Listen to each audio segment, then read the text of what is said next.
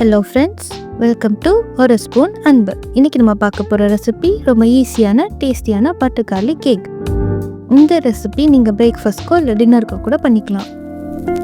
வாங்க இது எப்படி பண்ணுறதுன்னு பார்க்கலாம். இதுக்கு ஃபர்ஸ்ட் ஒரு 4 எக்ஸை ஒரு பவுலில் உடச்சி ஊற்றிக்கலாம். இப்போ இதில் ஒரு 1/4 ஸ்பூன் சில்லி ஃப்ளேக்ஸ் சேர்த்துக்கலாம்.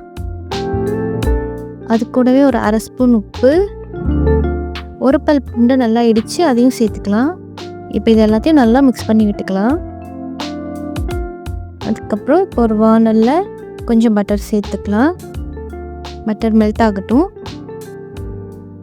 இப்போ பட்டர் மெல்ட் ஆனதுக்கப்புறமா நம்ம கலக்கி வச்சுருக்கோம் இல்லையா, அந்த முட்டை கலவையை இதில் ஊற்றிக்கிறோம். இது வந்துட்டு ரொம்ப கிளறக்கூடாது, முட்டை உடையக்கூடாது. இங்கே பாருங்கள், இந்த மாதிரி ஸ்க்ராம்பிள்ஸாக கொஞ்சம் முட்டை முழுசாக வரணும்.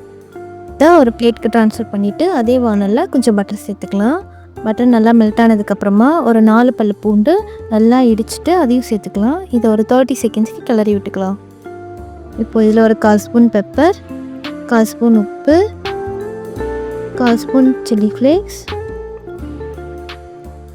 1/4 ஸ்பூன் ஒரிகானோ, இது எல்லாத்தையும் சேர்த்துட்டு கிளறி விட்டுக்கலாம். இப்போது ஒரு ஸ்பூன் கார்ன்ஃப்ளவர் தண்ணீரை கரைச்சி இதில் ஊற்றிக்கலாம். அது கூடவே ஒரு 1/4 கப் பாலையும் இதில் சேர்த்து நல்லா கிளறி விட்டுக்கலாம்.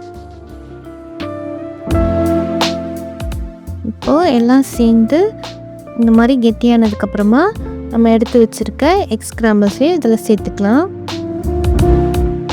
முட்டை உடையாத அளவுக்கு லைட்டாக கிளறி விட்டுக்கலாம். இப்போ பாருங்கள், ரெடி ஆகிடுச்சு.